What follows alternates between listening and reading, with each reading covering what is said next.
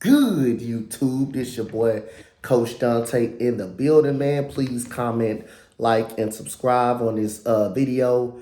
Thank you guys so much for supporting the channel. Thank you guys so much for tuning in to the live streams. I really appreciate you guys so much. Won't y'all hit that comment, that like, and that subscribe on the video, man. Thank you guys so much for always tuning in. So let's get right into the nitty gritty, man. As of the WNBA draft, I know it took me a couple of days to do this video as the WNBA draft has winded down. I'm a diehard Dallas Wings fan, and some of you guys and ladies and gentlemen don't know, I'm a diehard Dallas Wings fan. I used to be a Houston Comets fan until there was no more Houston Comets. Then I got back into the WNBA last year, and I started being a Dallas Wings fan because that's a Texas team. So, no, I kind of want to support the Dallas Wings, as we did end up getting to the playoffs. We did end up losing to the Connecticut Sun in 2-1 in game 5 game 3 pretty much. We ended up losing to them, but it was it's a promising future going on here with the new hiring of the new head coach, Latricia Tramble, and the GM and Miss Johnson got into a little altercation, through the regular season. He felt like he had to fire Vicki Johnson, who was getting into it with the players, who players complain about, that it wasn't happy about the time that they were getting. Izzy Harrison left because, again, she wasn't on board, with Vicki Johnson as the head coach. Her minutes was decreasing. But again, I see why, because Izzy Harrison wasn't playing well at times. When she was getting in, when we needed Izzy Harrison to step up, she didn't play well at all. Arike Gubawale was hurt most of the season. Got hurt in the middle of the season. She tried to bring her back on the floor, and she ended up being a detriment of the team. So the offseason moves that we did make, Kayla Thornton, very sad to see her go to the New York Liberty, who may be a championship contending team this year. She ends up getting traded to the New York Liberty. She was the person that kept that locker room going. They called it everybody out. They holded everybody accountable. Alicia Gray was traded to the Atlanta Dream. And again, we up on an upcoming bright future. I think we have a team that can make it to the playoffs. We got Crystal Dangerfield from the New York Liberty in a trade with Kayla Thornton as well. We also ended up getting Natisha Howard, who I really like. She's an all-star to go along with Tiara McCowan in the front court. That's going to be a difficult front court to guard right there. That's going to be an unstoppable front court. Natisha Howard is also an all-star player, along with Arike Gubawale, who's a borderline all-star as well. You also added Diamond DeShields, who can score the basketball. I think Diamond DeShields is a WNBA champion, if I'm not mistaken. Somebody comment below the video if I'm right, if Diamond DeShields have won a championship. I believe she won with the Phoenix Mercury, but that's going to add some scoring at the shooting guard position as well. So I kind of like the moves, especially the draft that we picked up. So other than that, let's get right into the draft moves and give my thoughts on the draft picks that we picked up. I think this is an A- draft for us, maybe even a B+ draft, but I think this is an A- draft only because, like I say, we needed shooting last year.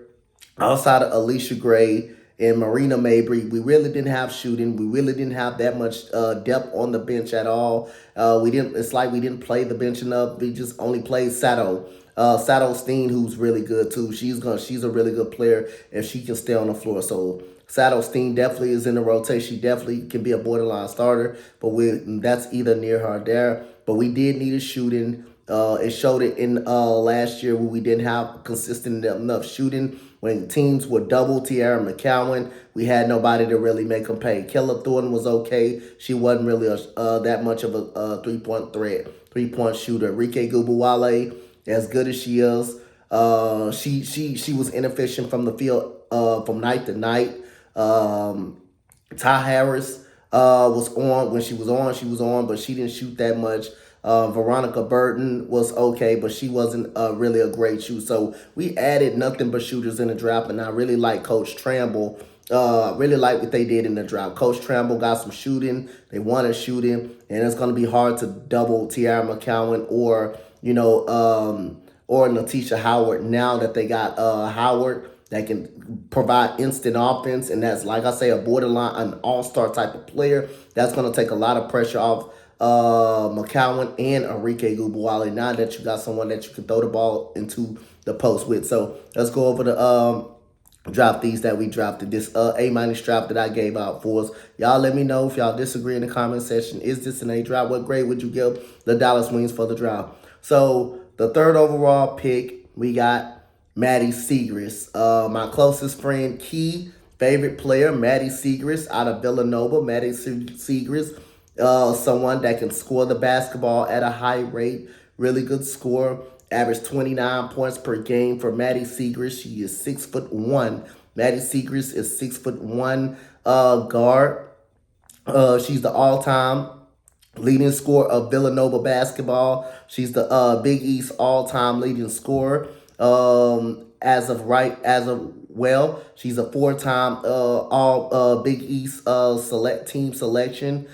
She's the Neesmith 2023 Neesmith College Finalist of the Year awarded 2020, 2022, and 2023 Big East Player of the Year. You're getting some instant offense, instant shooting for Maddie Siegrist. She can also put the ball on the floor. She's tall. She's 6'1" as well. And I can see her being a day one starter immediately when they bring Maddie Siegrist in.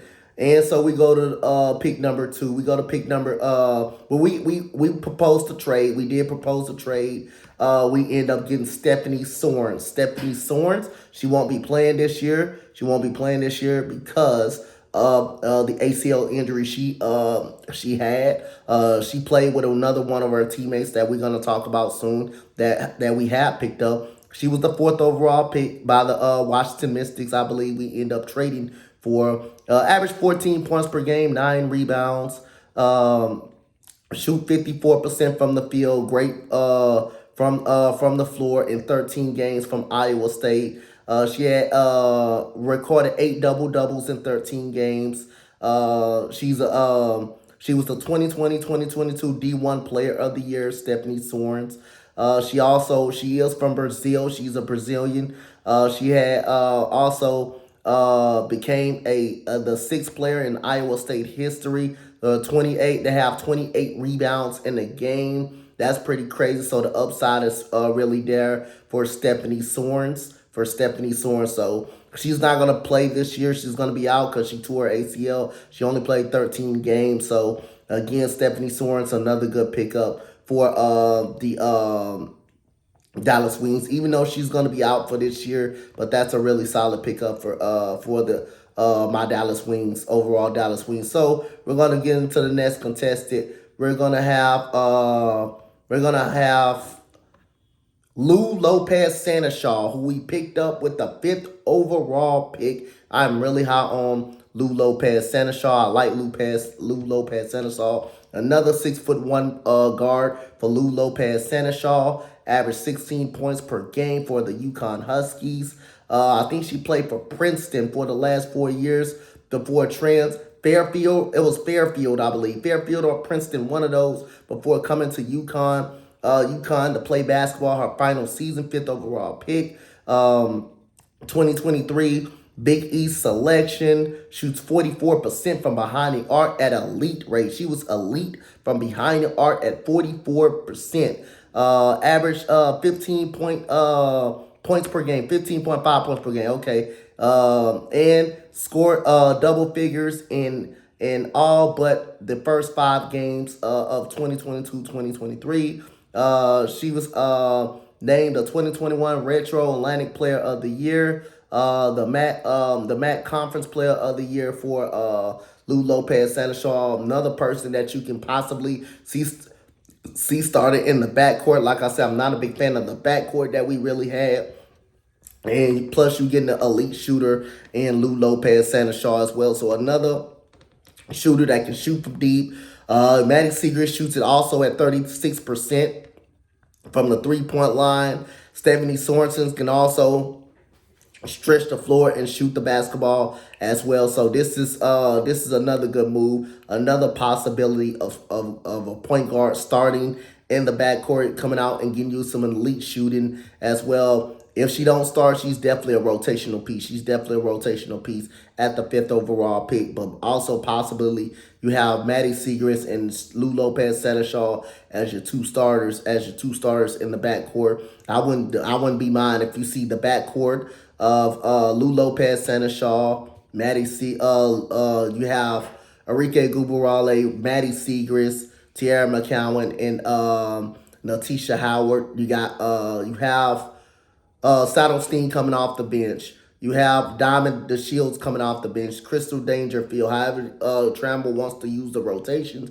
she used it like that. So other than that, Lou Lopez Seneschal with the 5th pick. So the other pick that we got,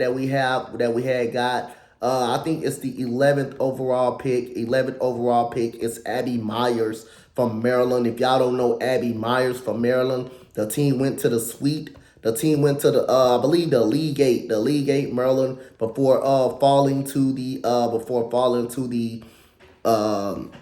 South Carolina Gamecocks. Abby Myers was our 11th pick of the draft. Another woman that can shoot over in the high 30s, 38 to 37% from the three. Abby Myers was the captain of the Maryland Terrapins. She was the captain 2022-2023. Averaged 14 points per game.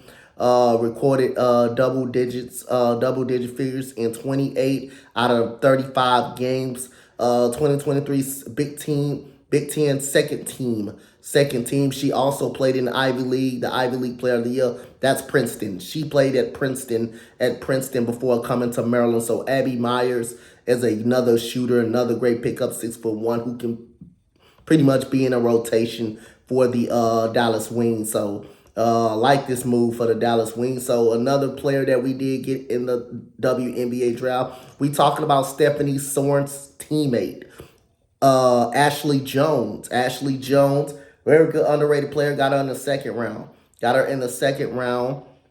Of the draft, 19th overall pick. Ashley Jones, another person, 6'1", that can fill it up. Shoots 35% from the 3-point line.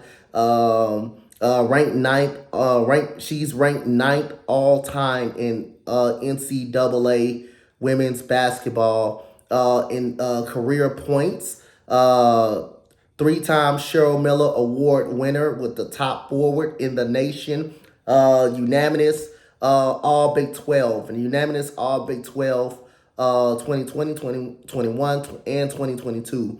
And she's recorded the most points in all of D1 basketball, women's basketball 2022-2023. So Ashley Jones can play. She got a busload of talent, and don't be surprised if she's in the rotation as well. So again, the shooting adds up, and we got one more prospect that I really like that the Wings picked up as well for this WNBA draft.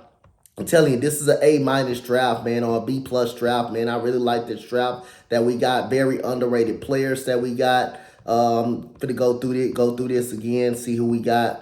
So who we did get. We did get like I say, Paige Robertson. Paige Robertson is the pick that we got with the last overall pick for Paige Robertson. Paige Robertson out of Illinois State. She is a really good player. Also, she shoots at 38% from the 3-point line for Paige Robinson. She was the 31st overall pick.